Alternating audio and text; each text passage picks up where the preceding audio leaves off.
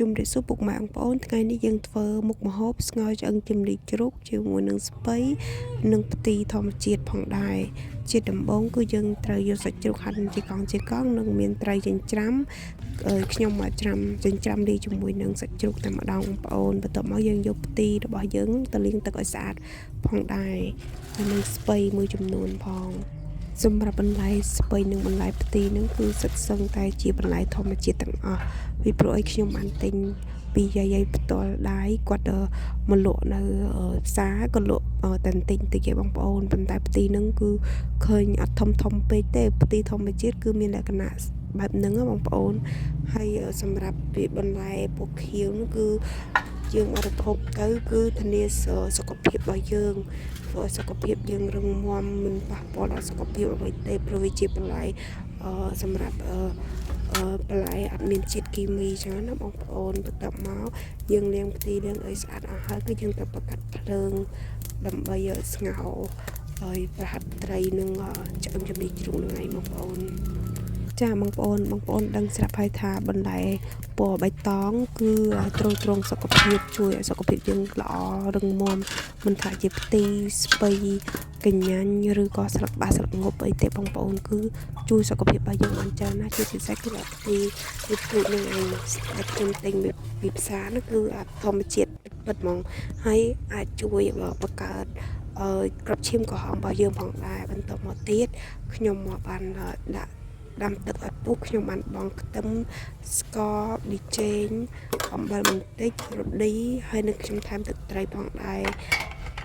យើងថែមតាមល្មមតាមចំណង់ចំណូលចិត្តរបស់យើងព្រោះអីត្រីដែលខ្ញុំចិញ្ច្រាំជាមួយនឹងសាច់ជ្រូកគឺខ្ញុំបានលាយគ្រឿងស្រេចទៅហើយបន្ទាប់មកទៀតខ្ញុំបងឆ្អឹងជំនីជ្រូកតែម្ដងដើម្បីឲ្យធ្វើឲ្យឆ្អឹងជំនីជ្រូករបស់យើងនឹងឆាប់ផុយចឹងណាបងប្អូនព្រោះឆ្អឹងជំនីជ្រូកវាក្រផុយចឹងហើយខ្ញុំបានបងដាក់មុនចឹងណាបងប្អូនសម្រាប់បន្លែស្ពៃក៏ជាបន្លែដែលខ្ញុំទិញមកពីយាយគាត់លក់ដែរបងប្អូនបន្លែស្ពៃហ្នឹងគឺមានលក្ខណៈទូចបែបហ្នឹង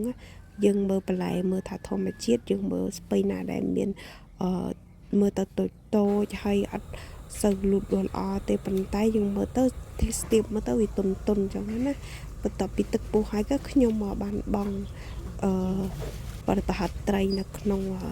សម្លយើងបងទៅព្រោះទឹកពុះល្មមមកគួរសមហើយយើងបងដាក់ទឹកអស់ទៅសម្រាប់ត្រីដែលខ្ញុំធ្វើប្រហិតហ្នឹងខ្ញុំទិញមកខ្ញុំច្រាំខ្លួនឯងឲ្យម៉ត់ខ្ញុំទិញត្រីនោះមិនធំពេកទេត្រីដែលទូចមុំពួកត្រីរៀលត្រីអីតូចចឹងណាតែយើង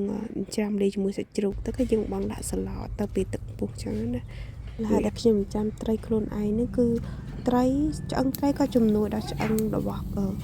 យើងផងដែរបងប្អូនជាពិសេសកុមារតូចតែម្ដងមូលហេតុដែលខ្ញុំទិញត្រីមកចិញ្ច្រាំខ្លួនឯងដែលខ្ញុំអត់ចង់ទិញមកប្រហិតសាច់ត្រីពីផ្សារព្រោះដោយសារតែខ្ញុំទិញមកខ្លួនឯងផ្ទាល់ដៃអញ្ចឹងទៅវាមានសុវត្ថិភាពជាងជៀសវាងយើងទិញប្រហិតសាច់ត្រីអត់ដឹងប្រភពមកពីណាអញ្ចឹងណាបងប្អូនជាពិសេសខ្ញុំអត់ចង់ទិញប្រហិតសាច់ត្រីពីផ្សារស្រាប់ទេដោយសារតែយើងអត់ដឹងថាប្រហិតសាច់ត្រីនឹងនាំចូលឬក៏អត់ចឹងចាបងប្អូនយើងឃើញថាទឹកពុះល្មមមកឆ្អិនប្រហិតត្រីហើយក៏យើងបង់បន្លែពណ៌ខៀវយើងតែម្ដងចូលមានដូចជាបន្លែផ្ទីនិងបន្លែស្ពៃនឹងឯងបងប្អូនសម្រាប់ម្ហូបមួយមុខនេះគឺត្រូវខ្លាំងមែនទែនសម្រាប់កុមារតូចនិងមនុស្សចាស់គឺគាត់បរិភោគទៅធានាអត់មានប៉ះពាល់ដល់សុខភាពឬក៏ជាតិគីមីអ្វីទេសំខាន់បំផុតហ្នឹងគឺបន្លែហ្នឹងគឺធម្មជាតិតែម្ដងបន្លែធម្មជាតិពិតចាអរគុណបងប្អូនសម្រាប់ការទស្សនាបងប្អូនកុំភ្លេចជួយចុច like និងជួយចុច subscribe ដល់វីដេអូរបស់នាងខ្ញុំផងអរគុណបងប្អូនកុំភ្លេចធ្វើមុខម្ហូបមួយមុខនេះបរិភោគញ៉ាំនៅផ្ទះផងណាធ្វើឲ្យសុខភាពរបស់បងប្អូនសុខភាពល្អអរគុណ